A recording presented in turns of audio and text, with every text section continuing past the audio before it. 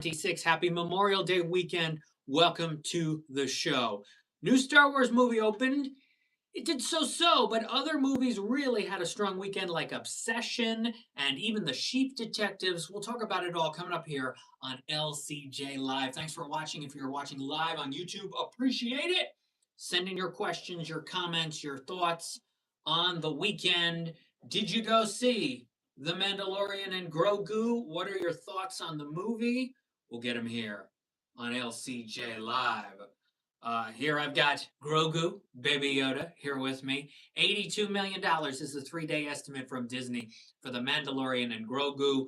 A 4-day estimate currently through tomorrow evening of $102 million. That is just slightly behind what Solo, a Star Wars story, did in this same weekend back in 2018. So we're talking 8 years ago. 84 million for the 3-day, 103 million for the 4-day, and a total run of $213 million, which was considered a huge disappointment because all the other Star Wars movies that had come out did significantly better. Force Awakens, 936 million. Rogue One went way down, but still did 532. Was still the biggest movie of 2016. And then you had The Last Jedi, which did 620. And then Solo with 213. And a lot of people blamed it on the release date, the director swap, the just fatigue of Star Wars. But here's the thing. Disney needed to put out Solo in the summertime because for that Christmas and that holiday season, they had Mary Poppins Returns, and that needed to be a Christmas holiday season movie. So based on scheduling and the way things were, Disney had to put Mary Poppins Returns out in December of 2018, not a Star Wars movie. I think also people were thinking, well, do we need another prequel of Young Solo? Do we really need this? And it wasn't a great movie. Neither is The Mandalorian and Grogu. It is not a great film.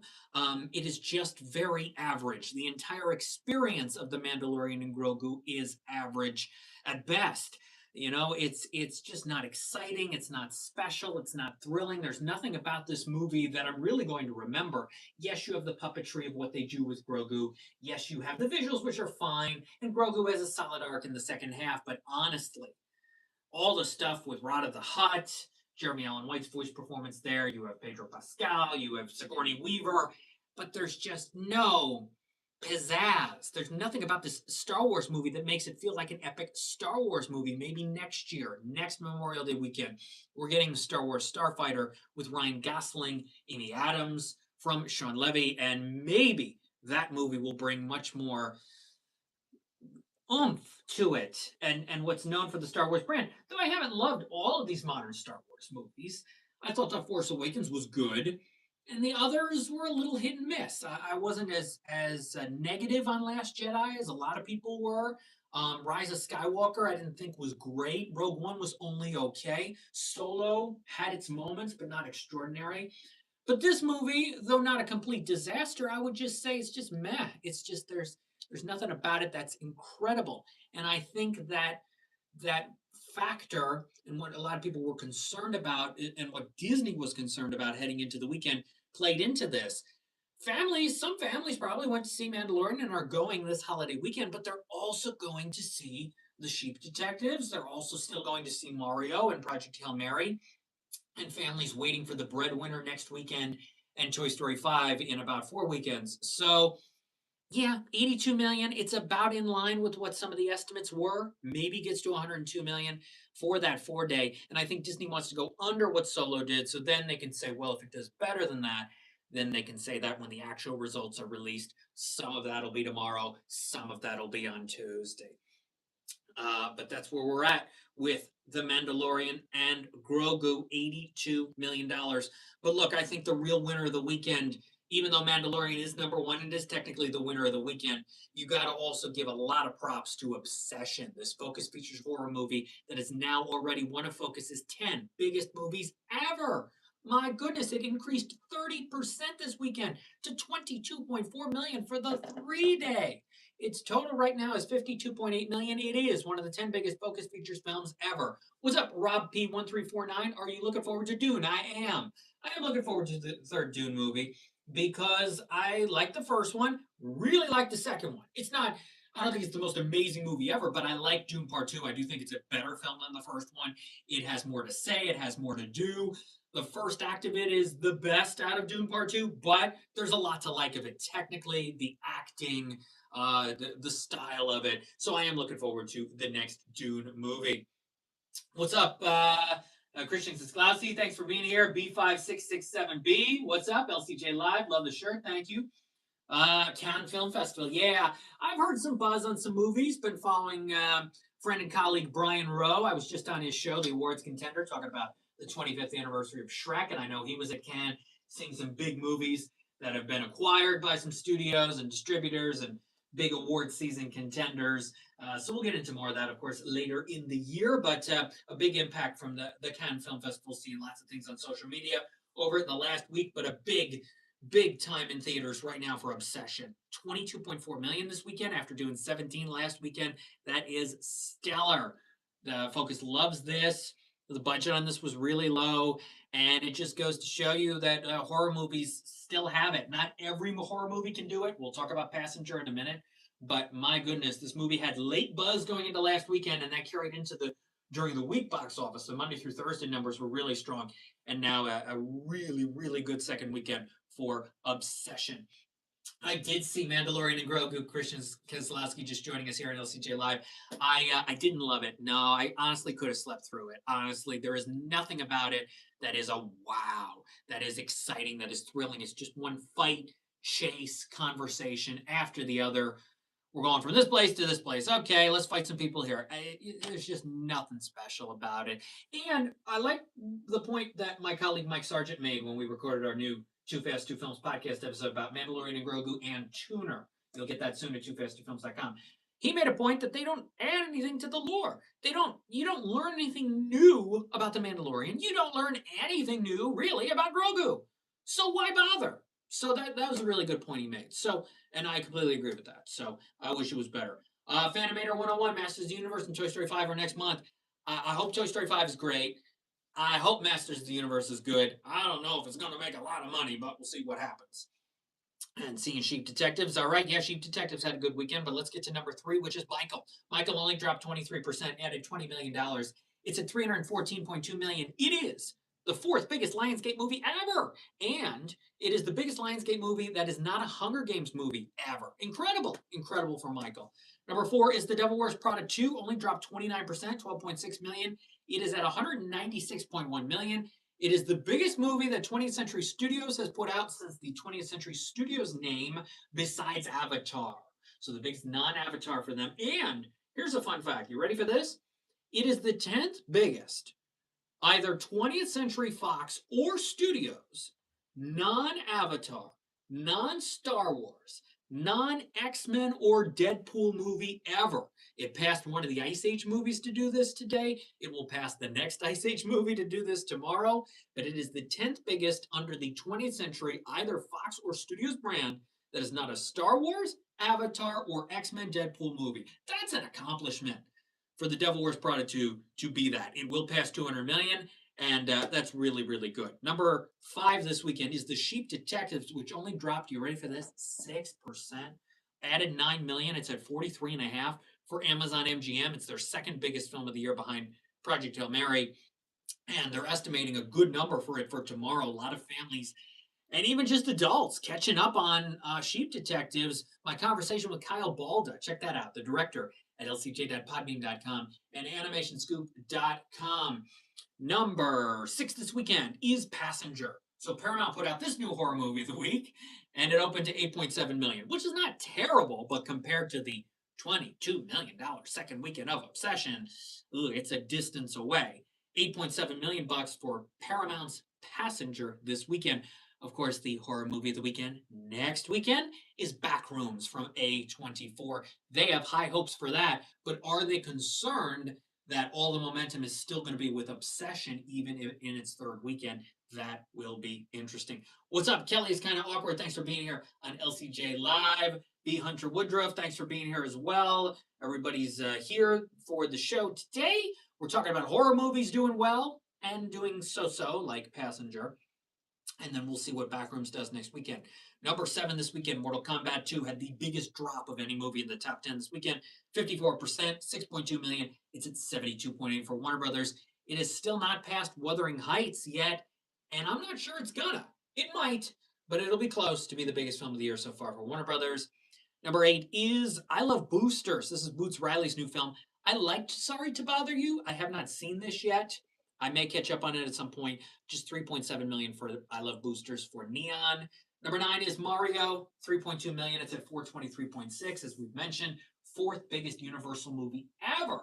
And that third one may be coming in 2029. How about Keegan Michael Key? He reveals Hotel Transylvania 5 earlier this year. Then he reveals that the third Mario movie is probably happening in 2029. There are reports that Dana Carvey says that Mike Myers says there's going to be a sixth Shrek movie after the fifth one that may not be related to the Donkey movie. All these people, yes, you sign NDAs and you make all these promises, and then boop, all these casual statements come out about these animated movies. And number 10 this weekend is Project Hail Mary, which added 2.7 million. It is at almost $340 million for Amazon MGM. Tuner opened in 4 theaters, made $102,000. I saw Tuner. Oh boy, does that have a problematic second half. Wow. Holy cow, does it just spiral out of control? Classic case of just spiraling out of control. The movie's, based on coincidences, but my gosh, does it do some crazy things. Tuner goes wide this weekend, along with The Breadwinner, which is Nate Bargatze's new comedy for the families. I like him. I saw his show a few weeks ago. I'm looking forward to The Breadwinner. I hope it's good.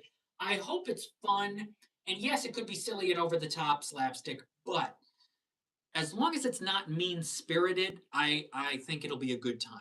If it gets mean spirited in any way, then it won't be as good, but I don't think that's going to be the case. So we'll see what happens with The Breadwinner. As I mentioned, Backrooms is out, and I'm looking forward to seeing this week. Pressure. Pressure is the new D-Day movie with Andrew Scott and Brendan Fraser. It's getting a lot of buzz. Focus Features, hot off of Obsession. Here comes a movie for mostly older audiences, adults, grandparents, seniors. But this could do pretty well. Pressure is out this week. And then you've got in limited release, one of the films I'm really looking forward to, Power Ballad. Nick Jonas, Paul Rudd. It's the latest from John Carney. And I love Sing Street. It's one of my 50 favorite films. If you want my new list of my 100 favorite films, it's on X at LCJ Reviews. I updated it from 3 years ago. I put out the list. I updated it with about 11 or 12 changes. Sing Street is one of my 50 favorite films, and the music in Begin Again is also really good. Flora and Son, which his latest film from Apple in 23, it was okay. Joseph Gordon-Levitt was really good in it, but I had a lot of problems with the rest of it. But I'm hoping that Power Ballad is good. That is in limited release this week. Tuner goes wide. John Travolta has his new hour-long movie called Propeller One-Way Night Coach, which is on Apple TV Friday. Looking forward to that. I like John Travolta. We'll check this out. And then here's a movie I've seen, but I cannot share opinion until Tuesday. I'm embargoed. This is Miss You, Love You with Allison Janney and Andrew Rannells from Jim Rash and the Way Way Back team. This is on HBO and HBO Max Friday. I have seen it. I cannot share opinion until Tuesday, but you will get my thoughts on this drama with some humor Tuesday across my social media platforms. Miss You, Love You premieres Friday. They're getting it in just under the deadline to have it qualify for the Emmy Awards this year. Do these actors deserve nominations? How is the movie overall? With Allison Janney and Andrew Rannells, find out Tuesday. Why did I update my list? Because it was time. It had been 3 years. Yes, I've done the LCJ collection and added movies to that. But as far as doing the 100 movies list, I thought it'd been 3 years. That it was time. And there were some movies in that I had not put in that 100 that deserved to be, like The Holdovers. The Holdovers may be in my top 50 as well. That absolutely deserved to be on the list and deserves to be on the list.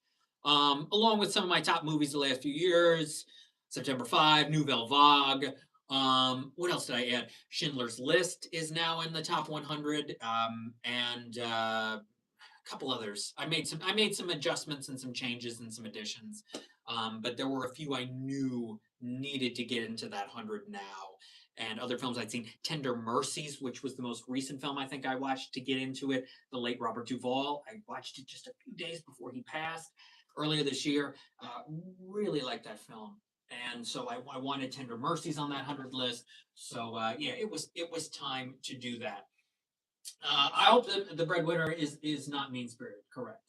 I did see Zone of Interest. I thought Zone of Interest had some power to it. Not the best movie of what was that 3 years ago, but there was definitely some power to the Zone of Interest. Though I thought it it it didn't the impact didn't quite last the whole way through, but definitely some power to that film. Okay, let's see. That's it. I think we covered everything. We covered the big money for Obsession. We covered the okay open for the Mandalorian and Grogu. Prada, which is making 20th century history, getting into that top 10 non-Avatar X-Men and Star Wars list. And we've got a lot of movies coming out this week. I'll have my thoughts this week for you on Miss You, Love You, plus Propeller One Way Night Coach, and The Breadwinner and Pressure, and Tuner and Mandalorian and Grogu. You get my Too Fast Two Films episode coming soon to toofast2films.com. A bunch of new Animation Scoop Q&As and LCJ Q&A podcast episodes are coming soon. Plus, you can get my commentary on the summer movie preview. I did that for WAMC Radio. That is at lights-cameron-jackson.com in the podcast section. And Nuremberg is a powerhouse movie. We talked about that on Too Fast Two Films when talking about Tuner with Leo Woodall. Nuremberg was one of my top movies of last year. I think I put it into the LCJ collection. It's not going in my 100 yet. It may end up in there at some point. But Nuremberg was really strong. Old fashioned storytelling, quality movie. And it's hard to get a lot of those these days. I hope Pressure has that same kind of feel as Nuremberg. That would be strong. All right, that's it. That's LCJ Live. I hope you have a good rest of your Memorial Day weekend. And stay safe, stay well, stay positive. Keep watching movies, keep supporting your indoor theaters, your drive in theaters, and have a good week. I'll see you next Sunday. It'll be the final Sunday of May of 2026. 5 months into the year, we will preview a lot of movies coming out for the first weekend of June, like Masters of the Universe, Scary Movie, the wide expansion of Power Ballad, and some other animated films and some other films I've already seen. We'll take a look at the second weekend box office for Mandalorian and Grogu, third weekend of Obsession, and how Pressure, Backrooms, Breadwinner, and Tuner in its expansion all do at the box office. Peace out. Thanks for watching LCJ Live. Take care. Have a good Memorial Day weekend. Bye bye.